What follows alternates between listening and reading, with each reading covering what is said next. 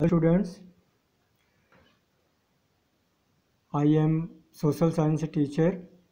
Today in this video I am going to explain chapter 6 of unit 2. The name of the chapter is colonialism and urban change, अर्थात उपनिवेशवाद और नगरीय परिवर्तन.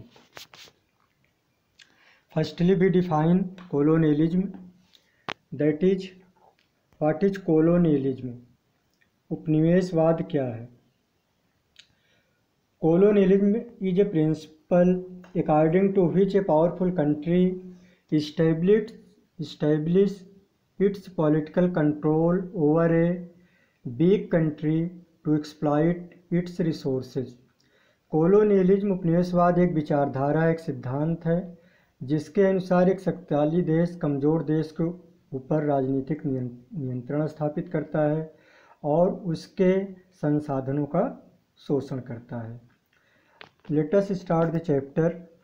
In pre-British India, towns grew around royal courts, craft centers, junctions of trade routes and places of worship and pilgrimage.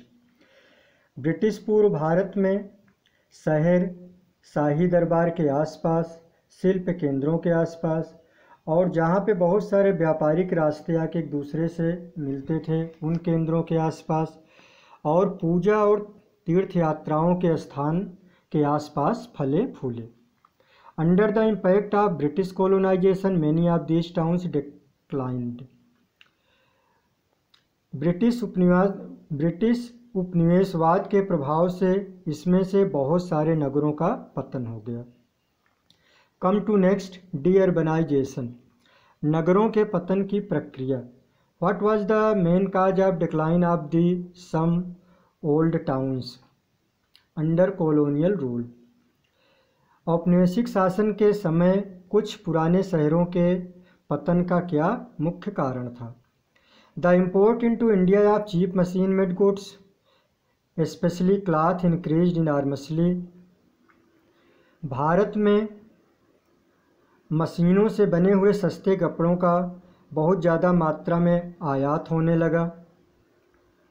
The handmade Indian goods being expensive could not compete. और भारत में जो हाथ से कपड़े बनाए जाते थे वे महंगे होते थे और इन सस्तों कपड़ों से मुकाबला नहीं कर सके. दस the Indian handloom and handicraft industries and the towns centred on them declined.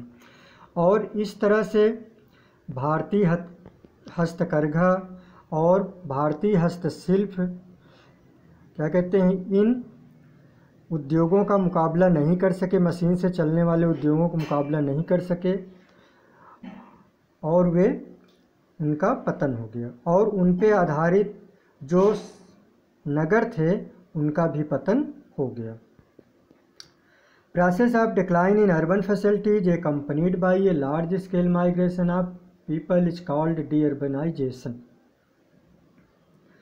Process of decline in urban facilities, ऐसी प्रक्रिया जिसमें किसी शहर में शहरी सुविधाओं का पतन होने लगता है और वहाँ के बहुत सारे लोग क्या कहते हैं पलायन करने लगते हैं, उस शहर को छोड़ करके दूसरी जगह जाने लगते हैं. तो इस प्रक्रिया को डीअर्बनाइजेशन कहा जाता है. Among the Indian towns that experienced deurbanization in the early 19th century were Thanjavur, Murshidabad and Dhaka. कुछ ऐसे भारतीय शहर थे जिन्होंने पतन की प्रक्रिया को झेला. उनके कुछ के नाम हैं तंजावुर, मुर्शिदाबाद, ढाका. ये शहर क्या कहते हैं अंग्रेज़ों के समय में पतन की ओर चले गए. Okay, next, growth of towns under colonial rule. औपनिवेशिक शासन के अधीन नगरों का विकास. At many places in India, new towns developed to meet the needs of colonialism. उपनिवेशवाद की आवश्यकता को पूरा करने के लिए भारत के बहुत से स्थानों में नए नए शहरों का विकास हुआ. Around the administrative centers developed new towns. प्रशासनिक केंद्रों के आसपास नए शहरों का उदय हुआ. Such as Madras, Calcutta and Bombay, जैसे कि मद्रास, कलकत्ता और Bombay. Town also grew around the residencies such as Lucknow, Pune and Hyderabad. Residency के आसपास भी नए नए शहर बने, जैसे कि लखनऊ, पुणे और Hyderabad. Towns spring up at important railway junction such as Mughal Sarai and Jamalpur. और रेलवे जंक्शन के आसपास भी नए नए शहर बने, जैसे कि मुगल सराय और Jamalpur. Come to next page. Army cantonments developed into township. सैनिक छावनी भी नगरों के रूप में विकसित हो गई। One example is Danapur near Patna. इस तरह के एक उदाहरण है दानापुर, जो कि पटना के नज़दीक स्थित है। The British built towns in the hills such as Shimla, Nainital and Mussoorie. अंग्रेज़ों ने पहाड़ों में भी कुछ नए शहर बनाए, जैसे कि शिमला, नैनीताल और Mussoorie. Centres that traded in exportable commercial crops. ऐसे केंद्रों में भी शहर बने जहाँ पे निर्यात की जाने वाली व्यापारिक फसलों का व्यापार होता था, सच एज मिर्ज़ापुर, जैसे कि मिर्ज़ापुर। तो हम देख रहे हैं कि नए नए शहर प्रशासनिक केंद्रों के आसपास, रेजिडेंसीज के आसपास, रेलवे जंक्शन के आसपास, आर्मी कैंटोनमेंट्स के आसपास, और जहाँ पे निर्यात की जाने वाली व्यापारिक फसलों का व्यापार होता था, ऐसी जगहों के आसपास फले फूले। Next, policies and institution in colonial towns. औपनिवेशिक नगरों की नीतियाँ और संस्थान। The colonial towns were different from the earlier Indian towns in social values and the culture they reflected. जो औपनिवेशिक नगर थे वे भारतीय शहरों से सामाजिक मूल्यों और सांस्कृतिक मूल्यों में अलग थे। Planning of colonial towns. औपनिवेशिक नगरों की योजना। The colonial towns were built over wide spaces usually near water sources. Colonial जो औपनिवेशिक शहर थे बहुधा खुले स्थानों में बने थे और ज़्यादातर जल स्रोत के नज़दीक थे। These towns generally had tree-lined streets and thoroughfares, markets, a church and a cemetery. इन शहरों में सामान्यतः पेड़ों की पंक्तियों से युक्त रोड होते थे, मार्केट्स होते थे, चर्च होते थे और कब्रगाह होते थे। Within these towns, the areas inhabited by the British were clearly separated from those inhabited by the natives.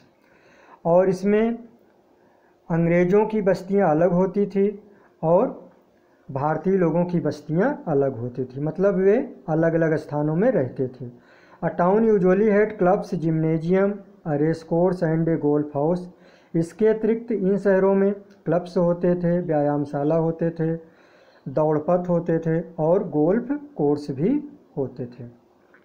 The British residential buildings called बंगलाज were designed for nuclear families.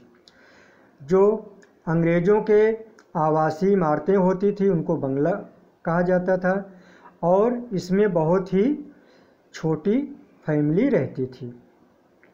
In the 1860 the British introduced municipal bodies in the colonial towns to take care of civic amenities. 1860 के दशक में अंग्रेज़ों ने नगर पालिका की शुरुआत किया जो कि इन औपनिवेशिक शहरों में नागरिक सुविधाओं की देखभाल करती थी। Okay, come to next. How Delhi change. कैसे दिल्ली परिवर्तित हुई। Shahjahanabad. In 1638 Mughal emperor Shahjahan led the foundation of Shahjahanabad which we today call old Delhi. 1638 में मुगल सम्राट शाहजहां ने शाहजहानाबाद की नींव रखी जिसे आजकल हम लोग पुरानी दिल्ली कहते हैं। The British called old Delhi the walled city because it had a wall around it. अंग्रेज इसको पुरानी दिल्ली दीवाल वाला शहर कहते थे क्योंकि इसके चारों ओर दीवाल थी। Come to next page. The two most eye catching buildings in the Shahjahanabad are the Lal Qila, red fort, within which the Emperor's Palace complex is situated, and the Jama Masjid, one of Asia's largest mosques. Shahjahanabad में दो आकर्षक इमारतें थी। एक तो लाल Qila red fort था जिसमें सम्राट का महल होता था और दूसरी जामा मस्जिद थी जो कि एशिया की बड़ी मस्जिदों में से एक थी। A wide road linked the Red Fort to the Lahori Gate in the western wall of city was called Chandni Chowk, और एक चौड़ी सड़क जो कि रेड फोर्ट को लाहौरी गेट से जोड़ती थी उसको चांदनी चौक कहा जाता था। Shahjahanabad had numerous gardens, places of worship, educational institution and mausoleum. Shahjahanabad में बहुत से बगीचे थे, पूजा के स्थान थे, शैक्षणिक संस्थान थे और विशाल मकबरे थे। Various sections of the people lived in close nearness. समाज के सभी वर्गों के लोग एक साथ रहते थे। नेक्स्ट, हवेलीज, विशाल भवन। The havelis were meant for large joint families and their servants. Haveli का मतलब होता है कि बड़ा भवन जिसमें बड़ी संयुक्त फैमिली रहती थी और उसमें उनके नौकर भी रहते थे। The havelis had courtyard surrounded by many rooms in 2 or more floors. हवेली में एक प्रांगण होता था जो कि चारों तरफ बहुत सारे कमरों से घिरा होता था। इन कमरों में 1 या 2 फ्लोर होते थे। Okay, come to next page. These havelis were surrounded by high thick walls which not only protected the mansions but also shielded their women residents from the eyes of strangers।